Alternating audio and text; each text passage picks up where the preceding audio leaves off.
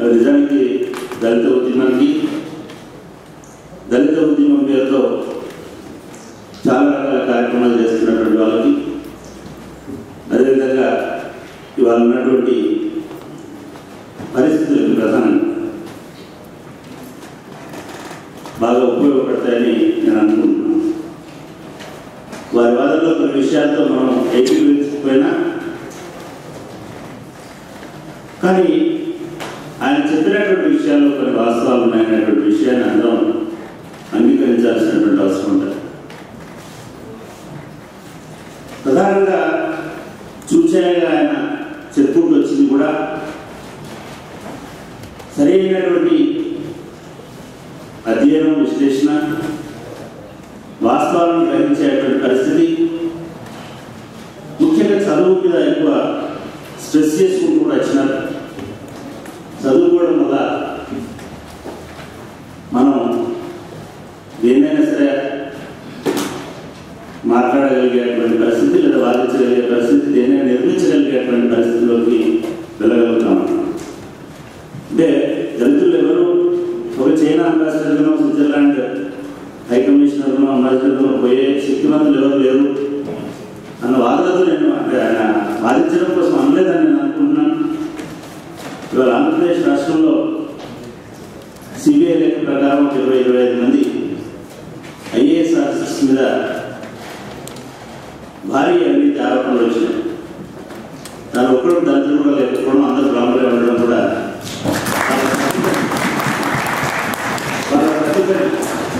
వాళ్ళ ప్రతిభని అర్థం చేసుకోవడానికి ఉపయోగపడతారు. అనుకునే నేను దళితులు అవినీతి పర్వాలేదనో లేకపోతే ఇంకోటి కూడా అనుకోవట్లేదు. కానీ ఆచార్య లాంటి మనుషులైతే ఇంకా దళితుల్లో ఎదగలేదు. ఖచ్చితంగా నిజాయితీగా పనిచేస్తున్నటువంటి దళితులు కూడా అనేక మంది ఇవాళ అన్ని స్థాయిలో వెళ్ళగలిగే శక్తి సంపన్నులు ఉన్నటువంటి వాళ్ళు కూడా ఉన్నారు. చాలా మంది అనుకున్నారు దళితులకు ఏమి శక్తి ఉంటుంది పరిపాలించడానికి, లేకపోతే రాయడానికి, చెప్పడానికి కానీ భారతదేశ చరిత్ర నిర్మాణం మొత్తం పరిశీలిస్తే దళితులు, బహుజనులు, లేకపోతే ఆయన అంగీకరించకపోయిన మూలవాసులు మాత్రమే చరిత్ర నిర్మించినారనేటువంటి సత్యం కూడా మనం గమనించాలి. అటువంటి చరిత్ర నిర్మాణంలో సరే ఇంతమంది ఉన్నారు, వాళ్ళు ఒకటి చాలా చక్కగా చెప్పినారు. బైక్లో వాడు మాట్లాడితే కేవలం వాడి గురించి మాట్లాడితే సరిపోతుంది. కానీ దళితులు మాట్లాడితే తనతో సహా 4 వర్గాల గురించి మాట్లాడాల్సినటువంటి పరిస్థితి ఉంది. అది ఎప్పుడైనా సరే అప్రెస్ తను చక్కగా చెప్పిన అప్రెస్ ఎక్కడ ఉన్నా సరే, అది వర్గంలో ఉన్నా, కులంలో ఉన్నా, కింద కూర్చున్నటువంటి వాడు తన పరిస్థితిని చెప్పాలనుకుంటే పైన కూర్చున్న అందరి గురించి చెప్పాల్సినటువంటి పరిస్థితి ఉంటుంది. కాబట్టి అట్లా చెప్పడం వల్లనే అంబేద్కర్ మొత్తం భారత జాతి వికాస చరిత్రను రాయలేదు.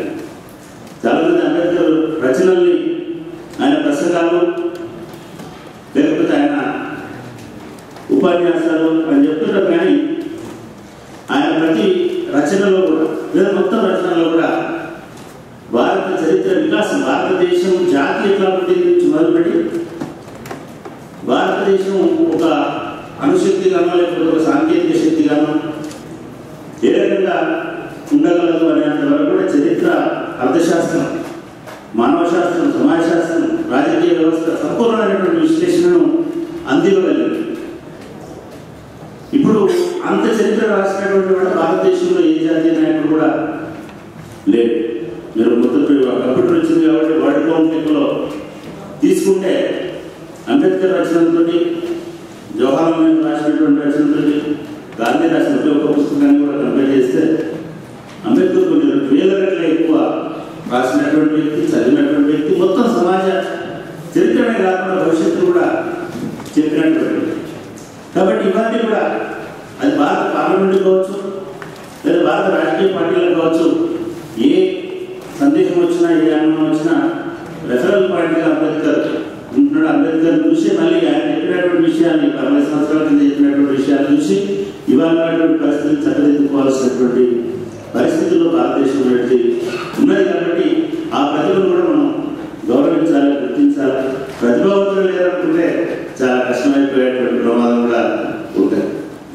రెండవది, అటువంటి ప్రతిభావంతులు మనం వెతుపెట్టుకోవచ్చు. మనం ఏం చేస్తామంటే ఎవరైనా జనరల్ హ్యూమన్ టెండెన్సీ, ముఖ్యంగా దళిత బలహీన వర్గాలలో ఉన్నటువంటి టెండెన్సీ, మనం ఆలోచించడం దళితులుగా బలహీన వర్గాలుగా ఆలోచించడం వాళ్ళు ఆ స్థాయి నుంచి ఆలోచిస్తామని అట్లా ఆలోచించి మనకంటే ముందు మనకంటే గొప్ప వాళ్ళకి ఎవరు ఉంటుండో చరిత్రలో అనుకుంటాం. అట్లా అనుకోని చాలా మందిని మర్చిపోయినాం. చరిత్రలో బహుశా నాగకుమారస్వామి ఏమనుకుంటుంటే 57లో రూమ్ అంతా నిండేటట్టుగా మొట్టమొదటిసారి నేను మీటింగ్ పెట్టాను అనుకుంటాను.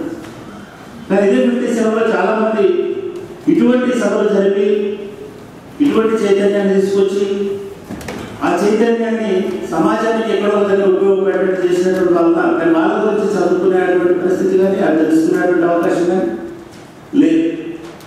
లేకపోతే మనం ఇవాళ ఒక 100 సంవత్సరాల తర్వాత భాగ్యరెడ్డి బాబు లాంటి మనిషిని గుర్తుపెట్టుకోవాలి అని అనుకునేటువంటి అవసరం రాకపోయాడు. 100 సంవత్సరాల కింద 100 సంవత్సరాల కింద 106 సంవత్సరాల కింద భాగ్యరెడ్డి వర్మ మొట్టమొదటిసారిగా మనుషులు, ముఖ్యంగా ఆ కాలంలో, ఇప్పుడు మనం 2012లో చాలా ఉద్యమాలు మా నాయకత్వంలో నడుస్తా ఉన్నాయి. మొత్తం ఉస్మానియా యూనివర్సిటీ జేఏసీలో తీసుకుంటే దళితులు, బహుజనులు, లేకపోతే పీడిత వర్గాలకు చెందినటువంటి వాళ్ళు లేని సంఘం కానీ జేఏసీ కానీ ఉద్యమం కానీ లేదు.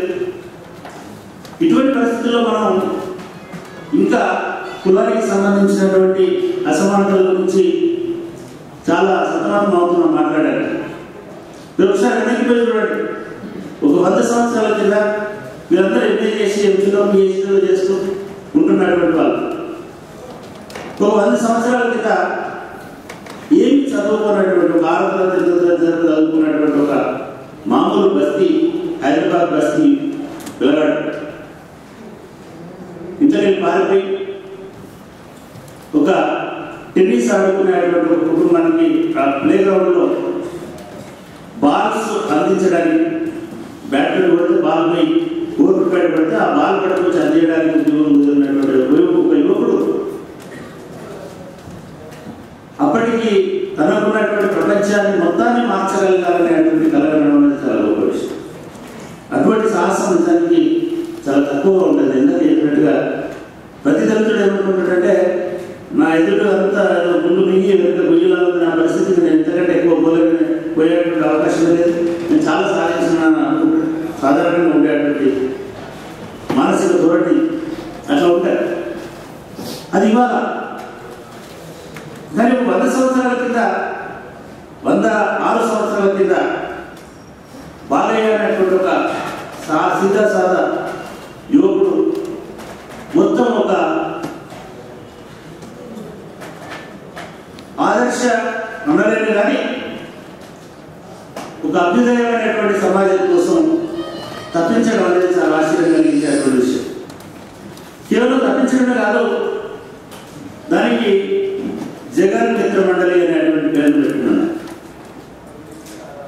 1906లో మామూలుగా అప్పుడప్పుడే ఇంకా అక్కడికి ఆ వాతావరణం కూడా లేదు.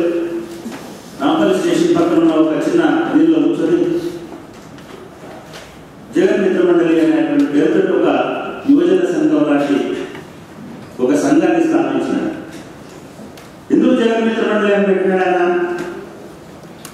ఎందుకు భాగ్యరెడ్డి మిత్ర మండలి అని పెట్టుకోలేదు, లేదా ఇంకోటి పెట్టుకోలేదు అంటే ఇందాక చిట్టిబాబు ఏదైతే ఇష్యూ రైజ్ చేసినాడో కేవలం తన గురించే కాదు, మొత్తం జగత్తుకి సంబంధించినటువంటి విషయాలన్నింటినీ మాట్లాడాలా, జగత్తుకి సమాజానికి ఎక్కడికి సమాజం అనేటువంటి కాన్సెప్ట్ కూడా ప్రచారంలో లేదు. జగం గురించి మాట్లాడమే ఒక విద్యగా, ఒక అభ్యుదయంగా, అటువంటి జగన్ గురించి ఆలోచించగలిగేటువంటి మిత్రులతోటి ఒక మిత్ర మండలి ఏర్పాటు చేసుకున్నాడు. ఏర్పాటు చేసుకునే నిజానికి ఇంతమంది గుళ్ళు కూడా అటువంటి పరిస్థితి కూడా లేదు. ఆయన స్వయంగా వాడవాడలో తిరిగి ప్రతిరోజు సాయంకాలం కూడా అవతలేసి సమాజం ఎట్లా ఉండాలా, మనుషులు ఎట్లా ఉండాలా, మనం ఎట్లా ఉండాలా అనేటువంటి విషయాల మీద చిన్న చిన్న కథలు, నాటకాలు, పాటలు ఇటువంటి వాటి రూపంలో మొత్తం హైదరాబాద్ అంతా తిరిగి ప్రచారం చేసేటువంటి కార్యక్రమాలు వాళ్ళ ఎజెండా చూస్తే కేవలం అవతల వాళ్ళని ఎడ్యుకేట్ చేయడమే కాదు. ఎప్పుడు అడగలే మమ్మల్ని ఇంకా చూడండి, మమ్మల్ని అంటుకోండి, మేము అంటే చూసింది కాదు. ఇదంతా ఎప్పుడు వచ్చిందంటే ఒక 50 ఏళ్ళ తర్వాత వచ్చింది. సమాజం ఎట్లా ఉండేదంటే మొదటి నుంచి కూడా ఏ సమాజం అయినా సరే ఎవడైతే పవర్లో ఉంటాడో వాడు డిక్టేట్ చేసినట్టుగా ప్రజలు నడవాల్సినటువంటి పరిస్థితుల్లో సమాజం ఉంటారు.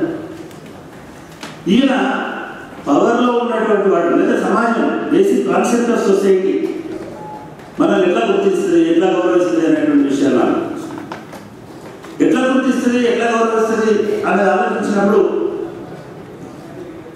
మనం ఎట్లా ఉండాలి అనేటువంటి అంశాన్ని చాలా బలంగా భాగ్యరెడ్డి వర్మ ముందుకు తీసుకొచ్చారు.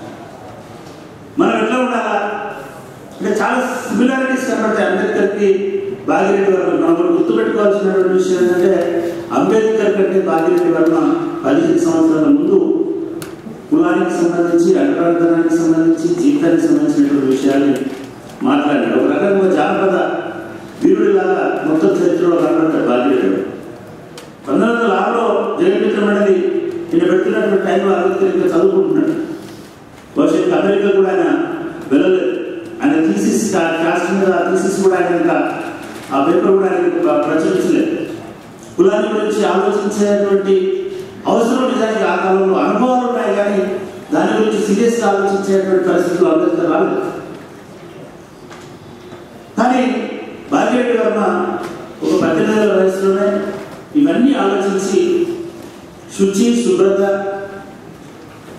ఉంటే మనల్ని గుర్తిస్తారేమో అనేటువంటి ఆలోచనతో దాన్ని ప్రచారం చేసినట్టు దళితులు ఎట్లా ఉండాలా, దళిత వాడలు ఎట్లా ఉండాలా, మనం ఏ రకమైనటువంటి పవిత్రులుగా ఎట్లా మారాలనేటువంటి దాని నుంచి దాదాపుగా అటువంటి దాన్ని తెచ్చేసాడు. అంటే అప్పటికి అసలే చదువుకొని ఒక మామూలు యువకుడికి అంతకంటే మించిన ఆలోచన రావాలని అనుకోవడం లేదు. అట్లా కోర్టులో బాధించేటువంటి యువకుడు ఉండి ఒక గోవా అడ్వకేట్స్ ఫ్యామిలీ ఉండేది హైదరాబాద్లో, సికింద్రాబాద్లో. గోవన్స్ వాళ్ళిద్దరు క్రిస్టియన్స్. వాళ్ళు భాగ్యరెడ్డి వర్మ చేస్తున్నటువంటి ప్రచారాన్ని చూసి వాళ్ళ ఇంట్లోనే ఆయన పని మనిషిగా పెట్టుకొని పని మనుషుల మీద సూపర్వైజర్గా తర్వాత ప్రమోట్ చేసి ఆయనకు ఉన్నటువంటి ప్రాపంచిక దృక్పథాన్ని అర్థం చేసుకొని ఒక ట్యూటర్ను పెట్టి ఆయనకు చాలా విషయాలు, ప్రపంచ విషయాలు చాలా చెప్పుకుంటూ వచ్చినారు. ఆ ఇద్దరు బ్రదర్స్లో తర్వాత ఒక ఆయన వెళ్ళిపోయిన తర్వాత ఇంకొక ఆయన చాలా కాలం తన దగ్గర పని మనిషిగానే పెట్టుకున్నారు.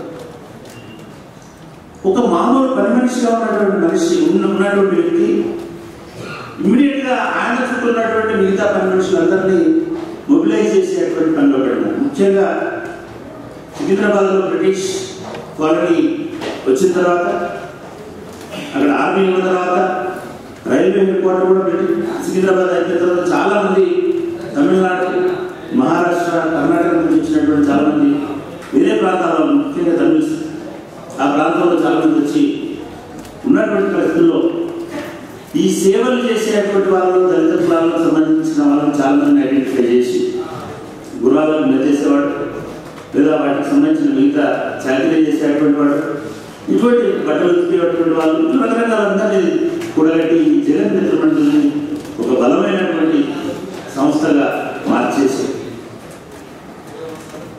ఆ ప్రభావంతో, ఆ రోమన్ క్యాథలిక్ ప్రభావంతో తర్వాత కాలంలో ఇమ్మీడియట్ గా జీవకారుణ్య సభ అనేటువంటి దాన్ని స్టార్ట్ చేసి, అంటే మనుషులనే కాదు మనుషులతో పాటు జీవాలను కూడా ప్రేమించాల్సినటువంటి అవసరం ఉంటుంది, కాపాడాల్సినటువంటి అవసరం ఉంటుంది అనేటువంటి స్టార్ట్ చేసి దాదాపు ఒక 30 సంవత్సరాలు బతికినాడు ఆయన. 35 సంవత్సరాలు, 42 సంవత్సరాలు అనుకోండి. కానీ 20 సంవత్సరాలు తీసేస్తే 30 సంవత్సరాలు పూర్తి స్థాయిలో దళిత చైతన్యాన్ని కోసం, చైతన్యం మాత్రమే కాకుండా మొత్తం సమాజ చైతన్యం కోసం, ఇతరుల కోసం అనేక పనులను చేసిన ప్రతి 2 సంవత్సరాలకు మన వేరే సమావేశం లెక్క పెడితే దాదాపు ఆయన 14-15 డిఫరెంట్ ఆర్గనైజేషన్స్ని ఫామ్ చేసినాడు.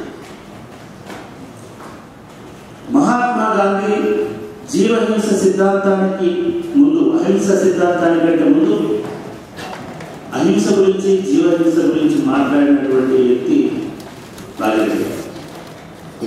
మహాత్మా గాంధీ అప్పటికి లండన్లో బారిస్టర్గా ప్రాక్టీస్ చదువుకొని బహుశా సౌత్ ఆఫ్రికాలో ఉంటున్నాడు. ఆయన జీవకారుణ్యం గురించి బాలిరెడ్డి వర్మ 1918లో మాట్లాడారు. 1914-18లో ఆయన జీవకారుణ్య ఉద్యమాన్ని తీసుకున్నారు. ఇవాళ చాలా మంది మాట్లాడినటువంటి ఇప్పుడిప్పుడే యూఎన్ లాంటి ఏజెన్సీస్, ఐక్యరాజ్య సమితి లాంటి ఎన్జిఓలు కొన్ని మాట్లాడుతున్నటువంటి డొమెస్టిక్ వర్కర్స్ గురించి ఆయన 1920 కంటే ముందే మాట్లాడారు. మొట్టమొదటి ప్రపంచ పాకి పని కూడా కాదు, ఇంటి చాకరీ చేసేటువంటి ఆయన గృహ పరిచారిక సమ్మేళనం, ఇళ్లలో పనిచేసేటువంటి వాళ్ళతోటి ప్రపంచ సమ్మేళనం పెట్టాడు. గ్లోబల్ కాన్ఫరెన్స్ పెట్టాడు. World conference of domestic servants హైదరాబాద్లో మూసి పక్కన దాన్ని పెట్టాడు. అంటే ఆయన మొత్తం ప్రపంచం బాగుపడితే దళితులకు గౌరవం, దళితుల స్థానానికి విలువ ఉంటుంది అనేటువంటి ఉద్దేశంతో జీవ కారుణ్య చర్చ నుంచి మొదలుపెట్టి మిగతా ఒక క్లాస్ ఫార్మేషన్ లాంటి ఏ కులం, ఏ మతం, ఏ జాతి అనే సంబంధం లేకుండా అందరు గృహ పరిచారికలకు సంబంధించినటువంటి, డొమెస్టిక్ సర్వెంట్స్ సంబంధించినటువంటి సభను నడిపేంత స్థాయికి వెళ్ళగలిగినాడు. వెళ్ళడమే కాకుండా భాగ్యనగర్ అనే పత్రికతోటి తర్వాత స్థాయిలో పూర్తిగా హైదరాబాద్లో ఉన్నటువంటి దళితులు, హైదరాబాద్ అనేది నిజంగా ఒక అద్భుతమైనటువంటి నగరం. ప్రపంచంలో చాలా నగరాలకి హైదరాబాద్కి పోలికలు ఉంటాయి, కానీ జాగ్రఫికల్గా అటువంటి పోలికలు ఉంటాయి.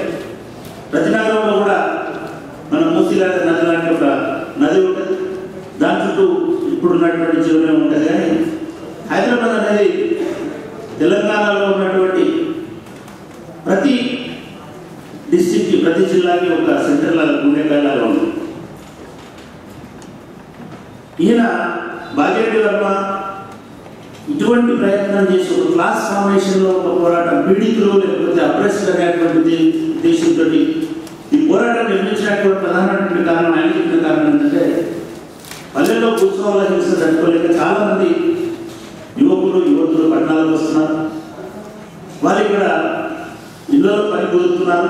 వాళ్ళని కాపాడేటువంటి వ్యవస్థ అప్పటి ప్రభుత్వంలో లేదు కాబట్టి దానికోసం ఒక ఉద్యమాన్ని నిర్మిస్తున్నానని చెప్పి అలా చెప్పి జీవితం అంతా అటువంటి ఉద్యమాలు నిర్మించినటువంటి చరిత్ర. ఆ ఉద్యమాల ద్వారా మొత్తం సమాజాన్ని మానవీకరించాలనేటువంటి ప్రయత్నం తెలంగాణ దళిత ఉద్యమంలో మనకు కనబడతాం. ఇది దాదాపు ఒక అర్ధ శతాబ్దం, 1906 నుంచి మనం 56 నెలలకు ఒక మార్పుగా తీసుకుంటే, బెంచ్ మార్పుగా తీసుకుంటే, అంతకు ముందు ఉన్నటువంటి మొత్తం ఉద్యమము దళిత వికాసంతో పాటు సమాజ వికాసం కూడా కోరుకునేటువంటి పద్ధతిలో సాగింది. అటువంటి వాళ్ళలోనే బాలిరెడ్డి వర్మ నాయకత్వం నిజానికి ఒక రకంగా బిఎస్ వెంకట్రావు కానీ, శ్యామసుందర్ కానీ, రామస్వామి గారు కానీ, ఇట్లా అనేక మంది దళిత నాయకులు దాదాపుగా ఆ కాలంలో జాతీయ నాయకుల స్థాయిలో ఉండగలిగేటువంటి నాయకులు దళితుల్లో ఒక 7-8 మంది ఉండేటువంటి. ఒక్కొక్కరు ఒక్కొక్క చరిత్రకారులు.